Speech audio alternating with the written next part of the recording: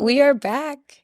New studio, new setting, new baby. New baby. And he's here. Look at that, he's here. I don't even think I've slept. Like, I'm just walking around mad. Everyone's like, oh, you had a baby. Why are you mad, It's sis? such a joyous time. Postpartum depression's real. I'm not laughing at it. I literally had postpartum depression for like 5 days and cried every single day, y'all. I was just crying.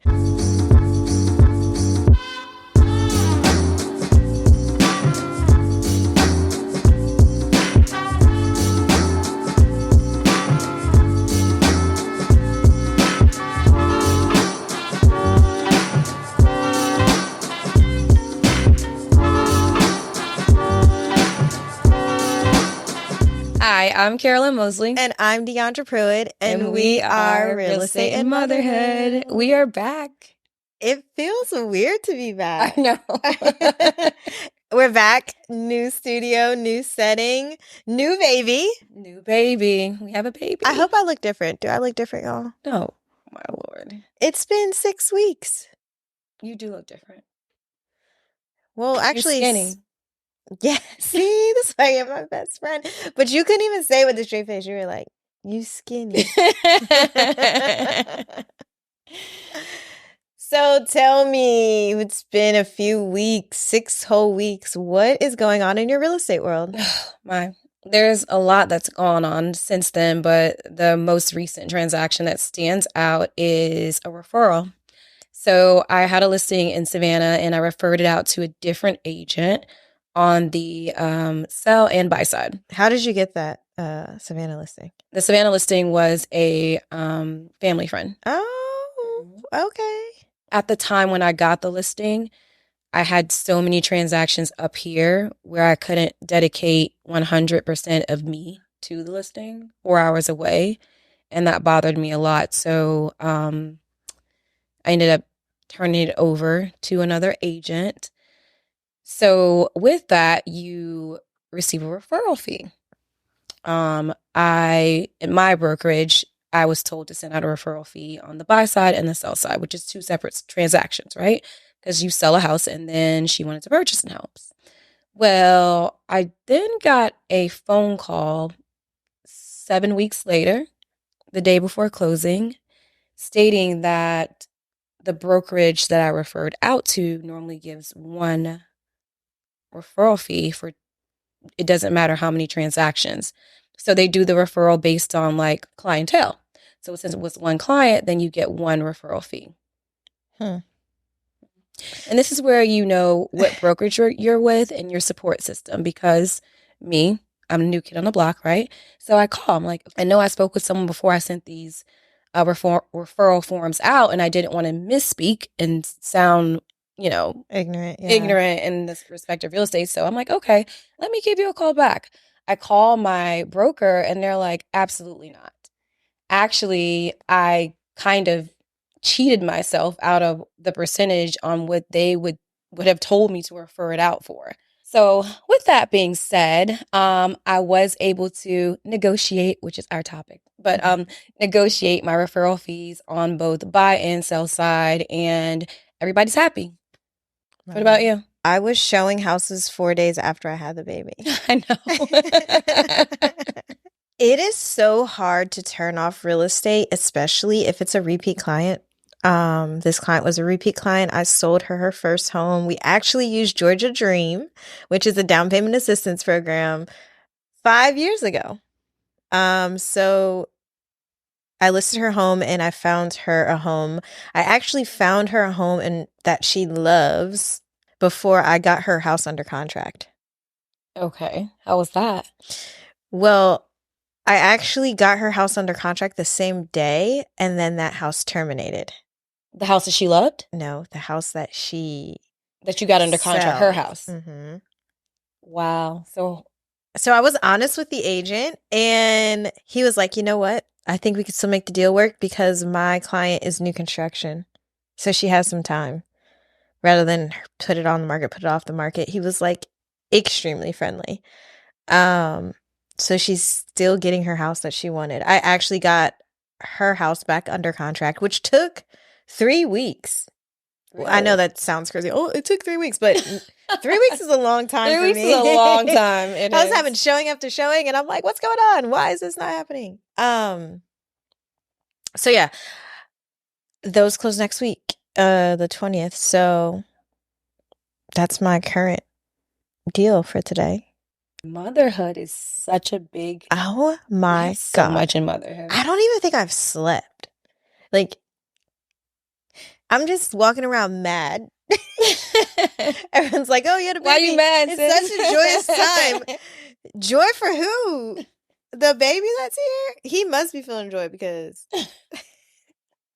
postpartum depression's real. I'm not laughing at it. I literally had postpartum depression for like 5 days and cried every single day, y'all. I was just crying. I'm like, am I crying this much because of the hormones? Am I really this sad? Do I hate my life? You question everything. And I have a 1-year-old as well. So having the new baby, the 1-year-old, and a 16-year-old, and your 16-year-old is like nonchalant and doesn't like anything in the world. So there's that.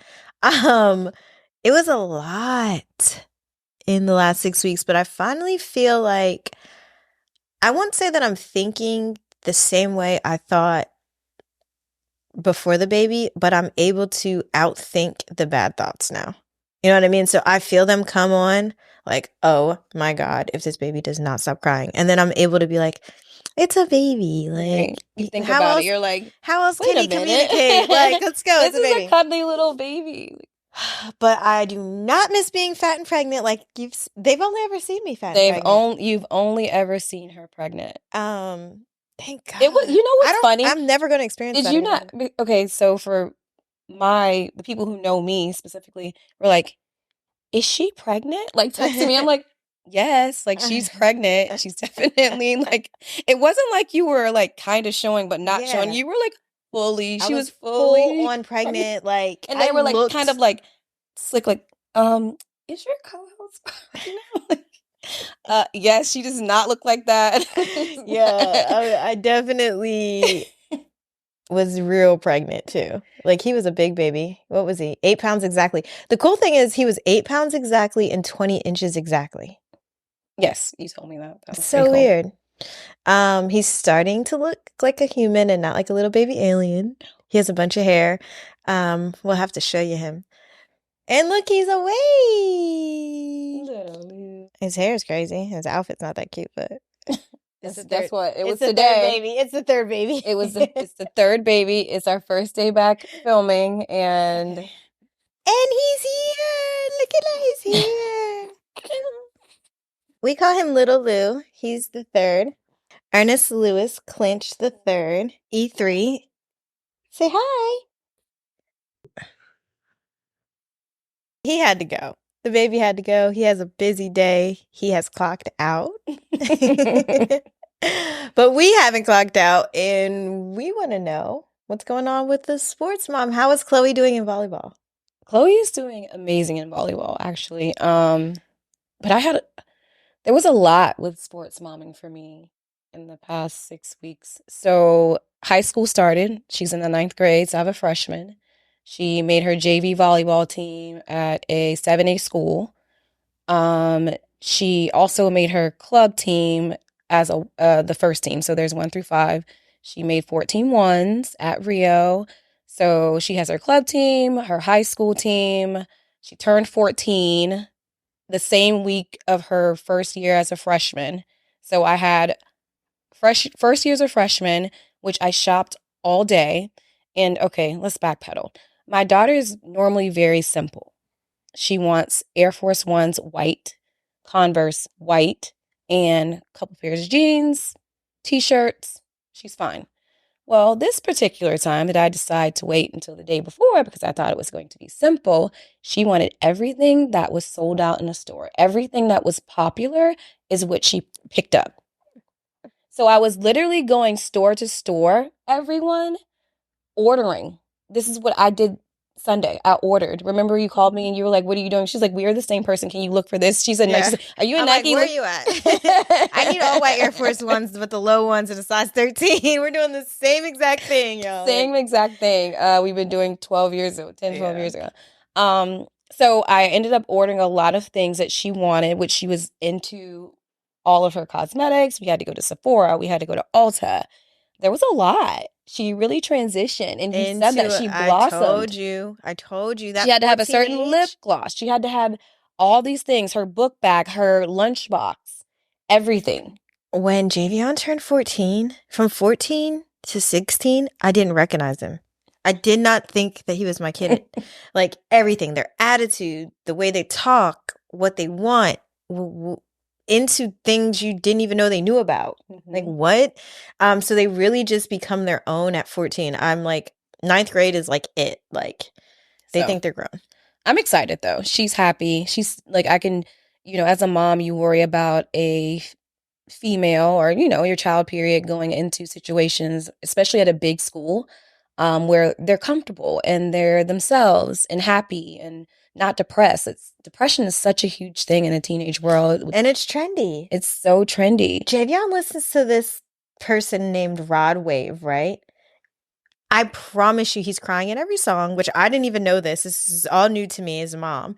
And the song on the radio now is called Fight the Feelings or something like that. And my son's literally like, this is not sad. I'm like, he's talking about crying on the dance floor. It's absolutely sad. But I think because depression is so trendy in their age, because all they learn about is, are you okay? Do you have anxiety? Are you depressed? It puts it in their head that they can be this way. So they choose that as an out. Like, oh, I had anxiety that day. I just had a bad, yes.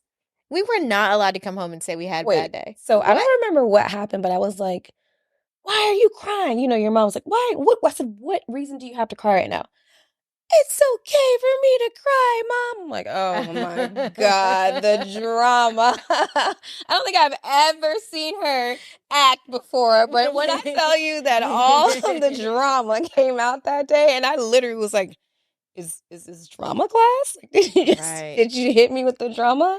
Well, I think they just have a lot more opinions because of social media, but they've also learned how to negotiate everything.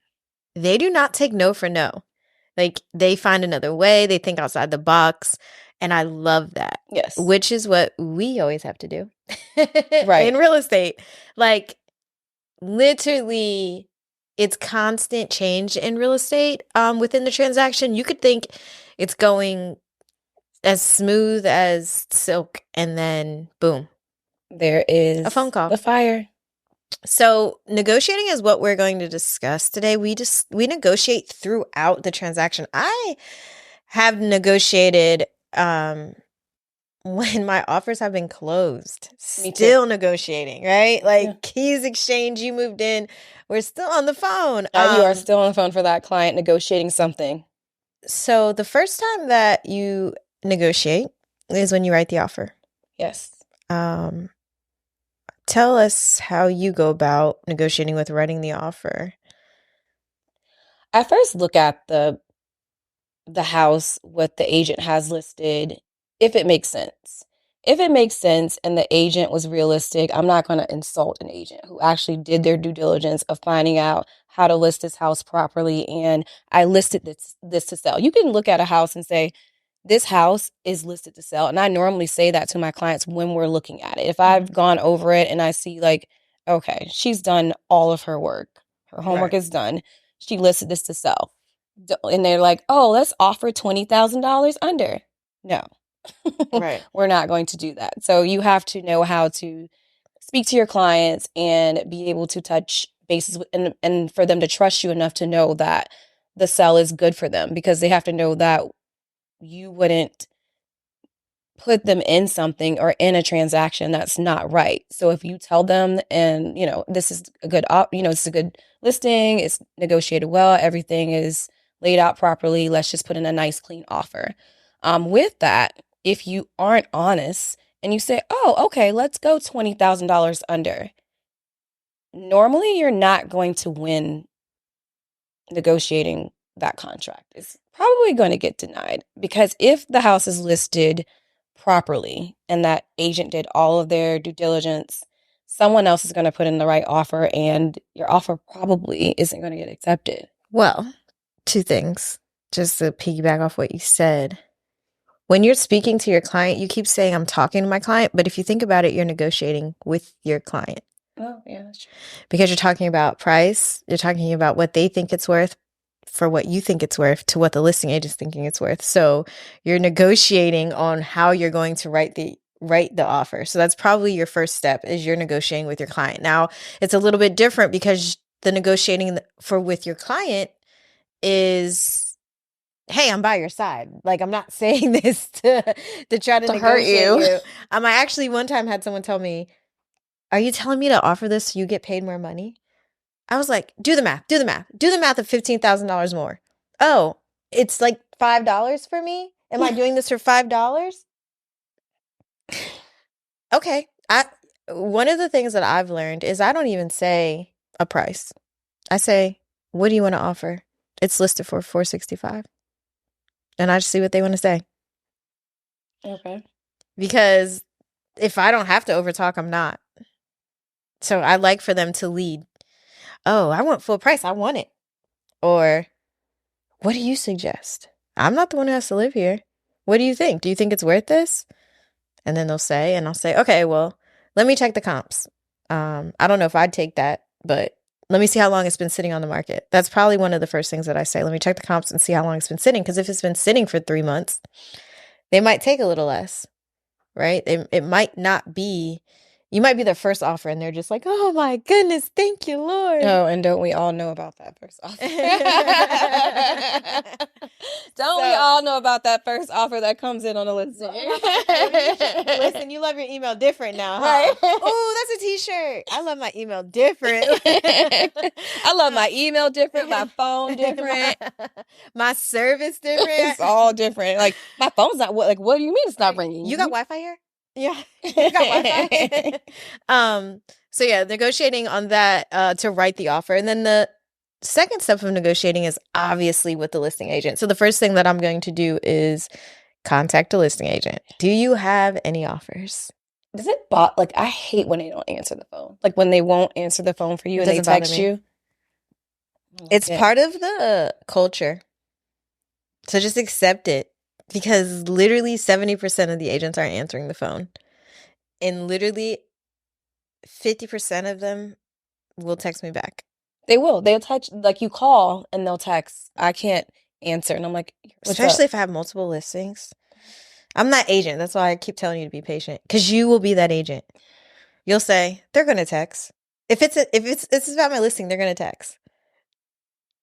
Because you're showing I'm making bottles. Like the perk of real estate to me is the fashion of how you work, right? So if I'm getting the deal done, then it doesn't matter how it gets done because we're getting to closing and everybody's happy and it's professional. And I'm responding right away. You're cool when they text you. You're like, okay, you know what you need to know. Anyway, so the first thing we're doing is negotiating with the listing agent. I'm calling to see if they have any offers because then I know how strong my offer has to be. Now, if it's been sitting for 90 days, they don't have any offers. My next question is, I just lost train of thought because your eyes look so pretty with your makeup. My next question would be, is there anything in particular that your seller is looking for? The reason I say this is oftentimes it's not just sales price. It's, yeah, we really want to close when school ends, or we need a temporary occupancy because she's old after we close to get her out of the house, or whatever the seller may need varies. So asking what they're looking for in an offer will help your offer. It also helps the listing agent know that you're willing to work with them. There's nothing worse than being in a deal. You have to negotiate and the other person is hard to work with.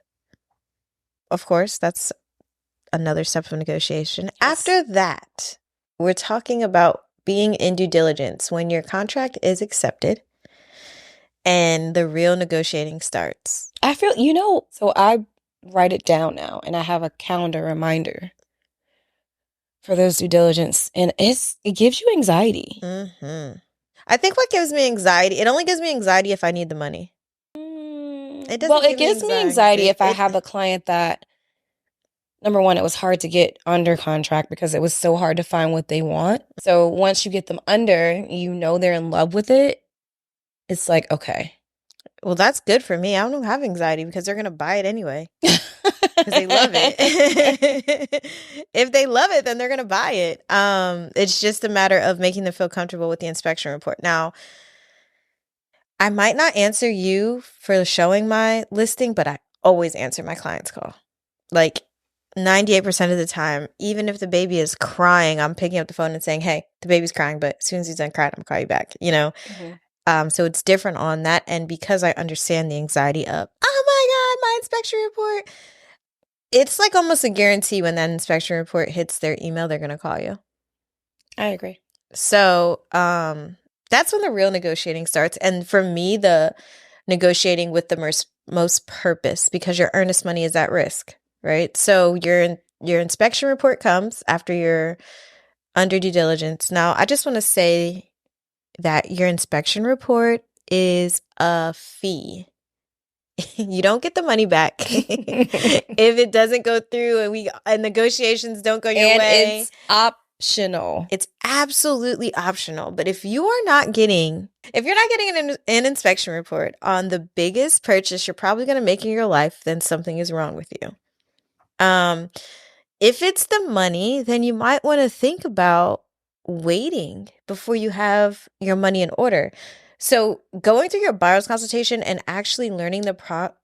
That's the biggest thing. Like asking the questions. So we don't know how much money is in your account because we aren't the lender.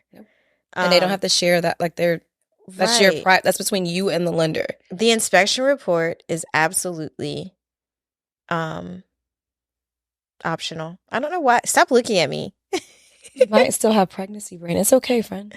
No, it's your eyes. They're captivating today. Oh my word. She's so extra. They are. Getting the inspection report is definitely something that's optional, but every realtor should recommend that you get one. Because Georgia is a buyer beware state. I'm going to repeat this again. Georgia, where we currently are, is a buyer beware state. What that means is that when you purchase the house, it is sold as is. So as the buyer, you need to be aware of what you're purchasing. And there's no refunds and you can't take it back. The only way you can know what you're purchasing is if you get an inspection. Right. And it's going to tell you everything. The inspection report is going to tell you everything. So another thing that I dread about the inspection report is the fact that it lists everything out of code. Codes change so much. So it doesn't necessarily mean that the stove doesn't work. It just means that it's out of code. So they had to put it on the inspection report. Okay. I just got an amendment to address concerns and it was like 27 concerns. I think I've done an amendment to address concerns, which is your amendment that you send to the listing agent while you're negotiating. In your due diligence before you're, locked in and you're going to lose your earnest money. But I think maybe 12. I don't remember losing any of my negotiations, friend. I feel like I always ask you for wording and it just, if I don't get the things that are on the report repaired, then I get money for it. So I get some type of incentive. I don't think I've ever had a listing agent tell me completely no. Wow. You should join our team. To be continued. More about that later. Negotiating is really important because you have to tell your client if they're tripping. Like there's no seller that's going to repair every single thing on the inspection report or even honestly anything at all because it's a buyer beware state. If you don't want it, the next person will. I'll put it back on the market or we can negotiate this number that I'll give to your closing cost. But for the most part, most people would rather take closing cost than have the seller repair it. And one of the reasons why I push for that is because I don't want you to hire Joe Schmo to fix my hot water heater. And then Joe Schmo broke it more than it even was broke. And now I got a hot water heater that still needs to be repaired. I would rather you give me the money towards my closing costs and let me fix my house how I want to. I don't want you to replace the carpet because it's probably not the carpet that I'm going to want. So just give me the money towards it.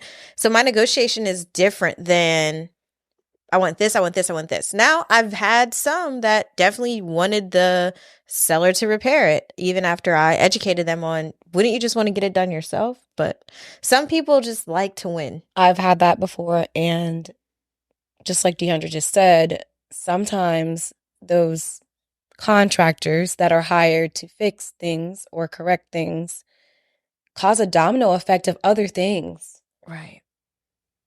Literally just had to deal with that. Another thing that I hate about negotiating when I'm on the listing side is when the buyer's agent waits to the last day to negotiate. So let's say your due diligence period is 7 days long, right?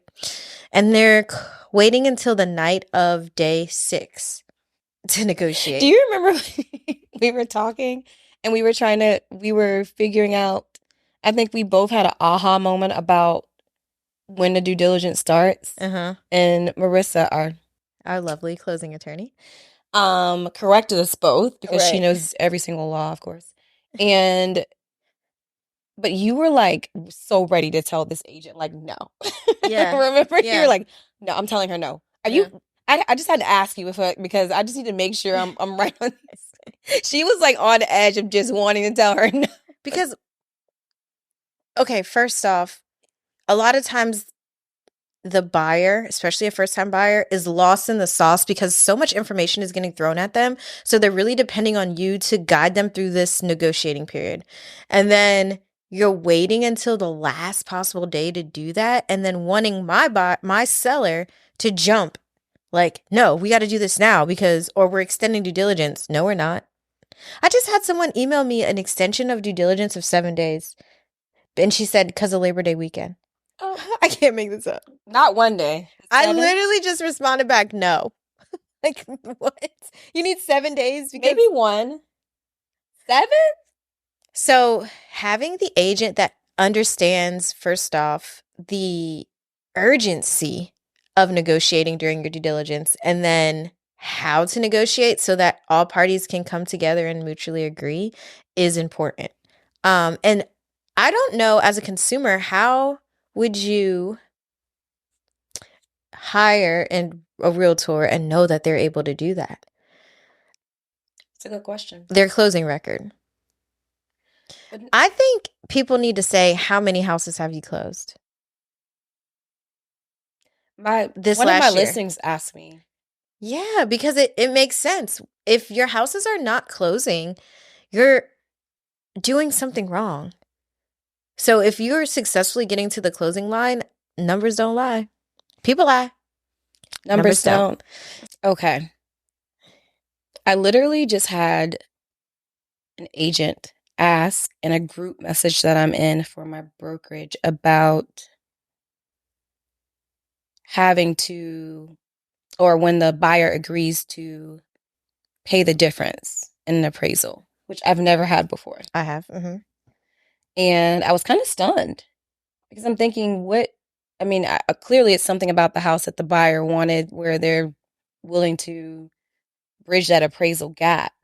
But I was literally reading the thread because I was intrigued by. Well, maybe it wasn't that much either.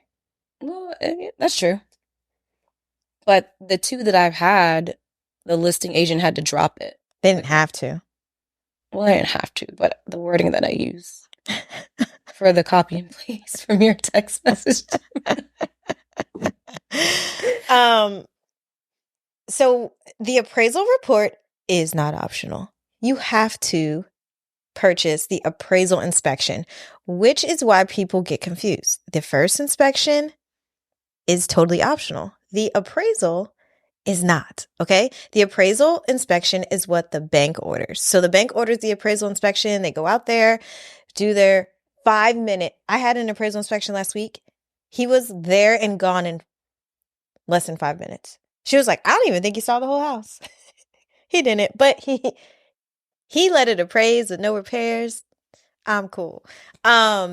So with that being said, The bank sends out the inspection, the inspector. The inspector says what it's worth, right? So if the house comes in less than what you're under contract for, meaning if I'm under contract for a $500,000 home and the house comes in for $495,000, so we have a $5,000 difference from what we're under contract and for what it's worth. 9 times out of 10, the seller will reduce the sales price that $5,000. Because the bank isn't going to pay more than what the appraisal says it's worth. Correct. The bank is only going to lend what they feel like the house is worth. Okay. So the bank's only going to give the $495,000. They're not going to give the $500,000, even though that's what you and the seller agreed upon. 9 times out of 10, the seller will be like, okay.